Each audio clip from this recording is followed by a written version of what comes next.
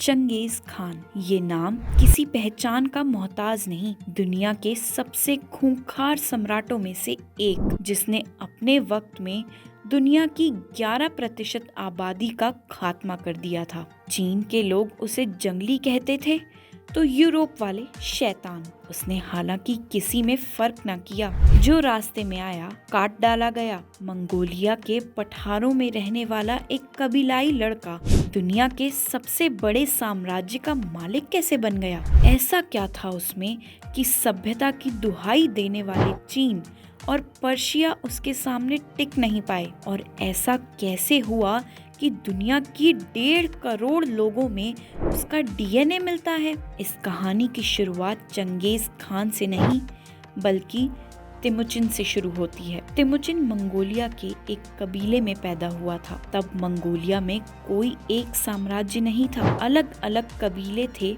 जो आपस में लड़ते मरते रहते थे। इसी लड़ाई के चक्कर में तिमुचिन के पिता की हत्या हो गई। तिमुचिन का एक सौतेला भाई था। परिवार की कमान संभालने के लिए दोनों भाइयों में तनातनी हुई और तिमुचिन ने भाई को मार डाला। कहानी कहती है कि एक रोज शिकार के बाद तिमुचिन का भाई मछली लेकर भाग गया। तिमुचिन को गुस्सा आया और उसने भी भाई की पीठ पर तीर चला दिया। कहानियां और भी हैं और होना लाजमी भी है, क्योंकि यहाँ बात हो रही है 12वीं सदी की। कहा जाता है कि तिमुचिन जब पैदा हुआ था उसके हाथ में एक मांस का लोथड़ा था। साल 1206 में तय हुआ कि कबीले आपस में सुलह करेंगे। मंगोलियाई सरदारों ने एक मिलिट्री काउंसिल बुलाई। इस काउंसिल में तिमुचिन को तमाम मंगोलों का सरदार घोषित किया गया। मंगोलों के इतिहास की किताब के अनुसार ओनोनन नदी के किनारे सफेद झंडे के नीचे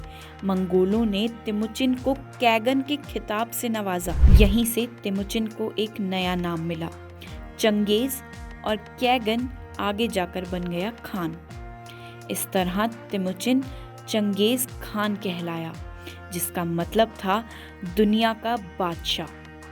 इस नाम को असलियत बनाने के लिए चंगेज खान ने अपने सैन्य मुहिम की शुरुआत की। पहला नंबर आया चीन का।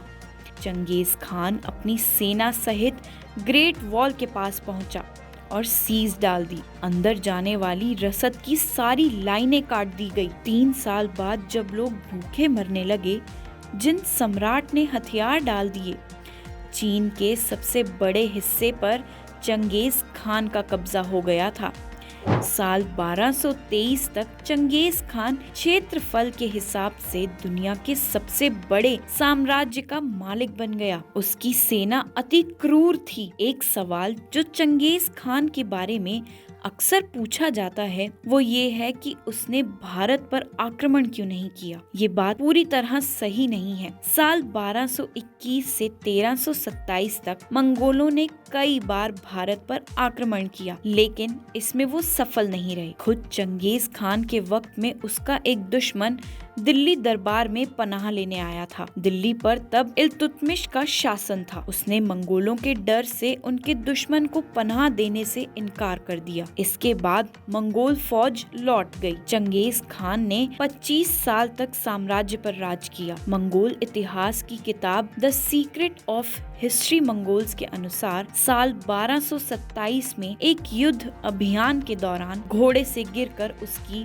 मौत हो गई थी। वहीं यूरोपियन यात्री मार्को पोलो के अनुसार वो इन्फेक्शन के कारण मरा था। 2021 में हुई एक स्टडी के अनुसार उसकी मौत संभवतः प्लेग के कारण हुई थी। दरअसल चंगेज खान की मौत को लेकर कुछ भी साफ नहीं है। इसका कारण ये है कि वो खुद नहीं चाहता था कि उसकी मौत के बाद लोग उसे याद करें। जीते जी उसने अपनी कोई तस्वीर नहीं बनने दी और मरने से पहले उसने एक फरमान जारी किया कि उसकी कब्र का पता किसी को भी ना चले। मंगोल लोक कथाओं के अनुसार जितने लोगों ने उसकी अंतिम यात्रा में हिस्सा लिया था, उन सभी की हत्या कर दी गई ताकि उसकी कब्र ना ढूंढी जा सके। मरने से पहले उसका आखिरी बयान था, मैं पूरी दुनिया फतेह करना चाहता था, लेकिन एक उम्र उसके लिए बहुत कम है। सोचने वाली बात है कि आखिर मरने के बाद उसके साम्राज्य का क्या हुआ? वैज्ञानिक अनुसंधानों से पता चला है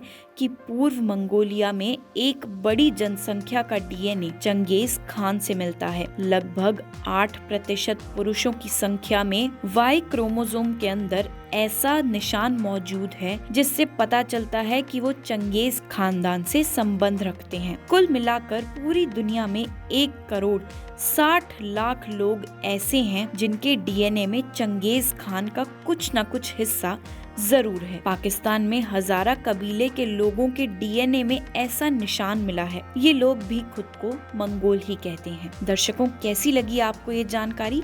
कमेंट्स में जरूर बताएं।